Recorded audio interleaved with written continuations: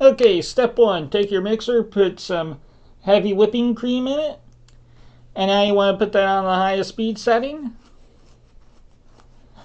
And you also want to make sure your mixer can get down to the bottom of the bowl. And this here is an older model. And it used to have a spatula attachment to help scrape the bowl, but it got lost over time. So one had to do it himself.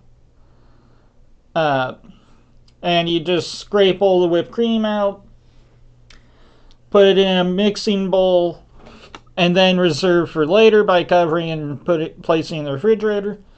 Meanwhile, heat up a sauce pot of steaming water, put the mixing bowl on it after it's been freshly cleaned with the egg mixture, which is consisting of the eggs and egg yolks, the sugar, and once it gets to 160, you want to put that in the mixer. And now you want to also scrape it down and or use the paddle. And you are waiting for it to become very foamy. I added my vanilla extract here, which is the time you're supposed to. And now it's mostly waiting until the proper reaction happens between these two things. And adjusting the camera so I can get a better eye view of this.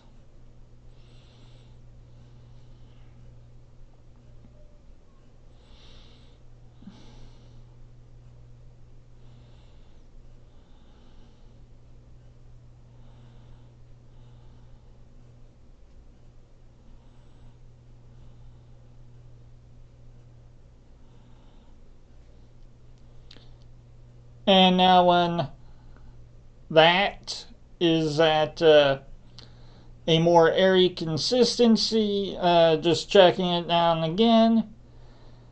And you also want it to triple in volume. But if I kept this going on too much longer, I would have actually burnt out this antique. And I think one more check after this one, and then it'll be ready to use for the next step.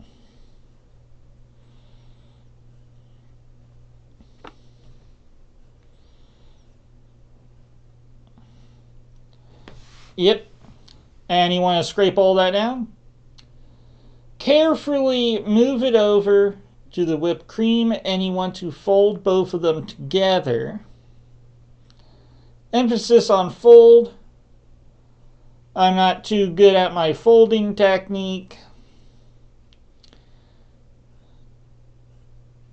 But you want to try as much as possible not to let any of the air in the ice cream out, or else it will turn into a block instead of what we would call ice cream. And it did actually come out pretty good. Almost, you couldn't tell it was no churn. Now for the pie crust, you want to take your cubes, which were cut, and dust them in flour and then flatten them into curls. And you don't want to let them melt too much or get warm enough, too warm.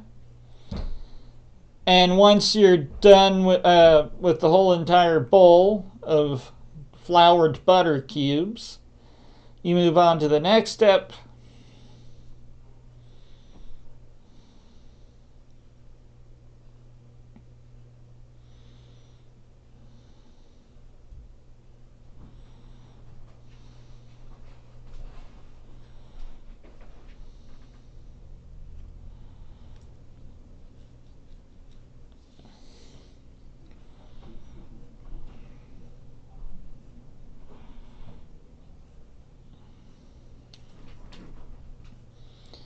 Also,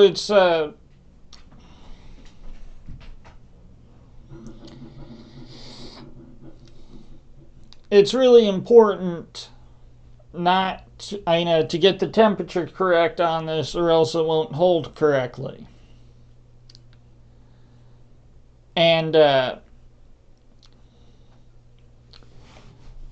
interesting thing is,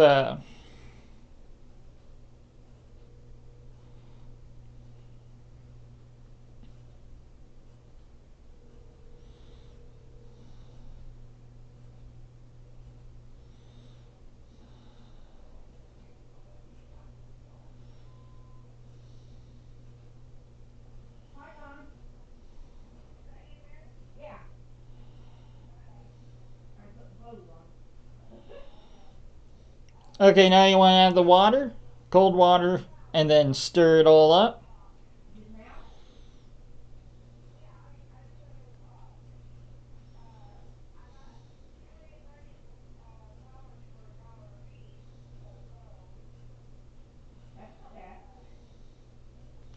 And now you want to knead that all together until it comes into a shaggy ball.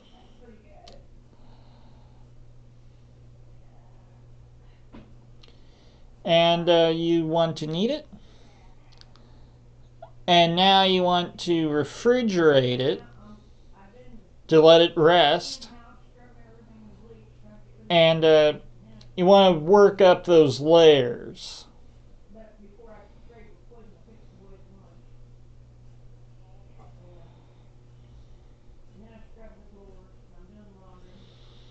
And before you roll it out, you want to let it rest in the refrigerator until it gets to an internal temperature of 65-ish.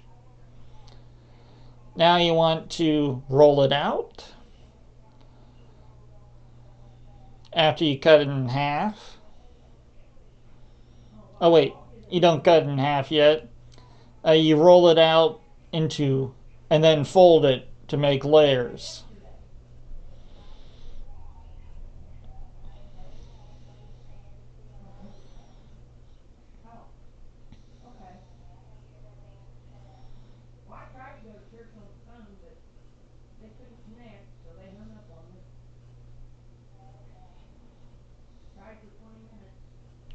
And you also want to make sure you don't get too much flour in between the layers, or else the layers won't stick.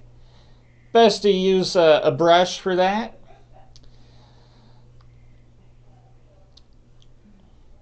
But I didn't have one at the moment.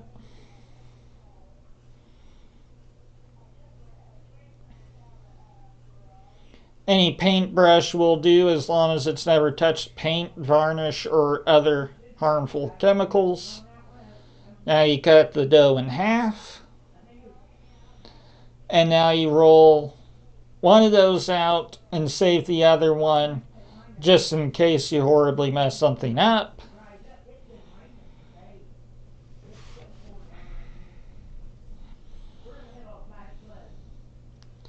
And now you roll it out to the desired size. And you want to try to keep it as circular as you can.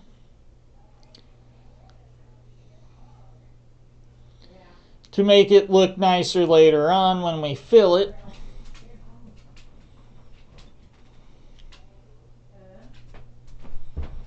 And you want to keep rotating it every now and again.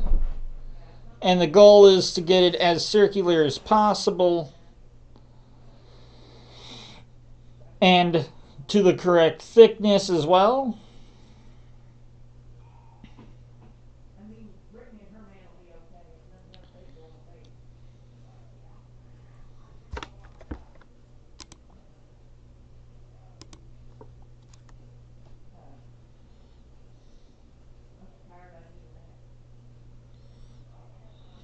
And now you want to prep a half sheet pan with a parchment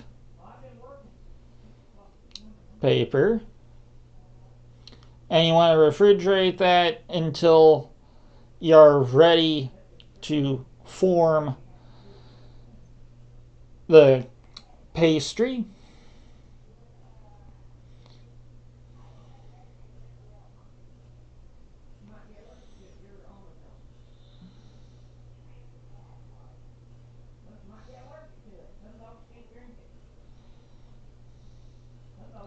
And now for the filling, you want to take some pears which have been cored. You want to cut the pears, destem them, and de-end them. And you want to cut out the core as you cut them in quarters.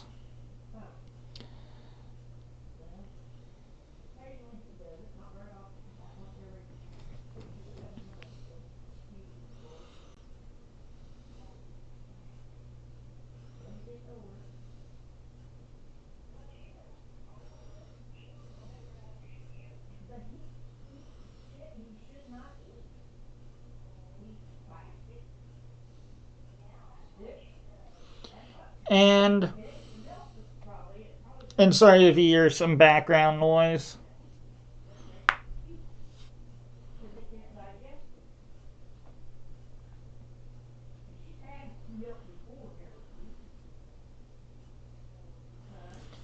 And now when you get those quartered and cored, then you want to slice them as thinly as possible on a radial cut.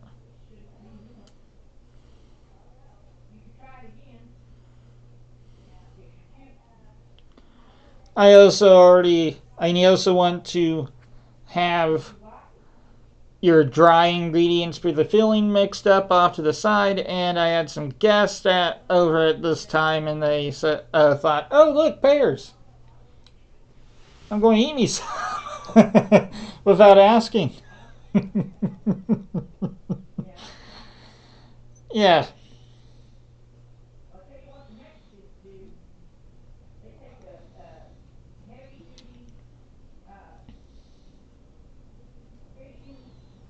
I'm also weighing these out until I reach 20 ounces of slices in my mixing bowl off camera, which already has all of the dried ingredients measured out, such as the vanilla, sugar, and cardamom and Chinese 5-spice, if memory serves correct.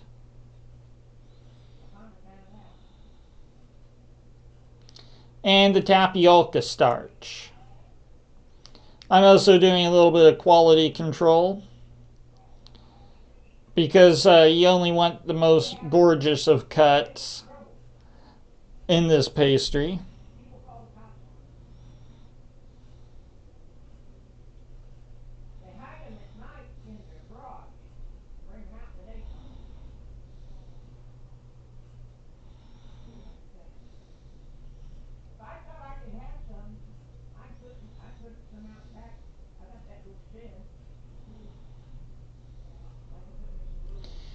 And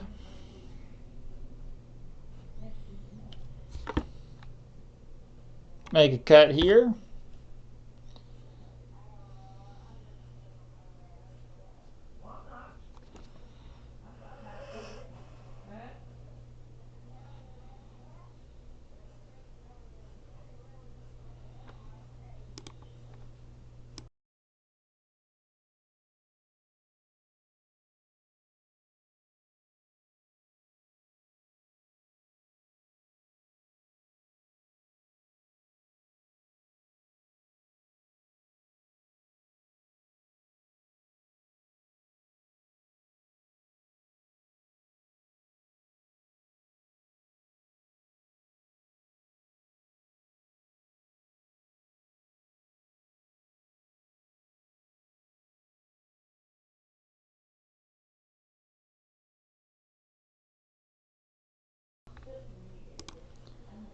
Okay, this is my second attempt at filling the crust.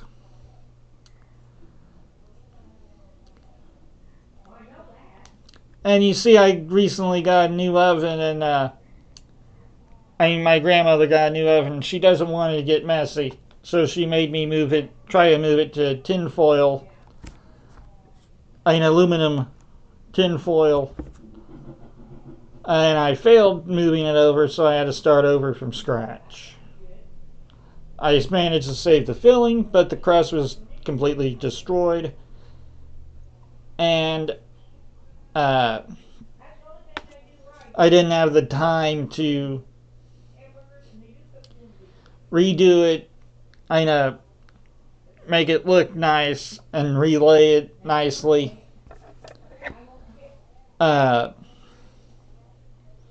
Because my grandmother wanted this to be done an hour ago. So I needed to get it done.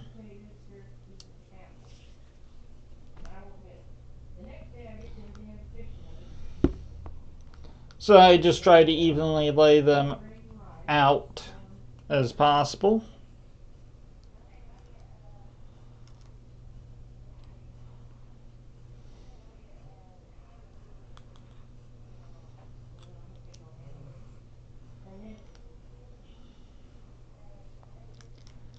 And then you want to seal off the edges.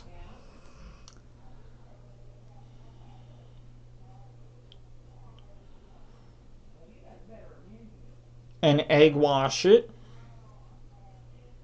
And then you put it in the oven.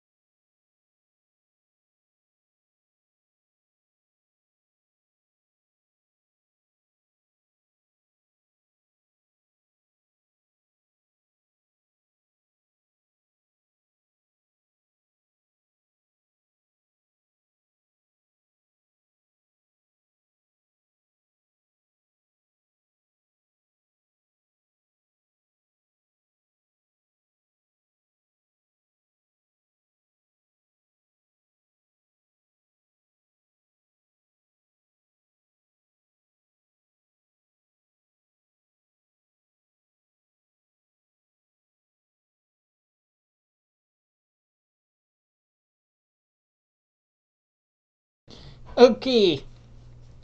And now what's left is nothing but the images. We'll see.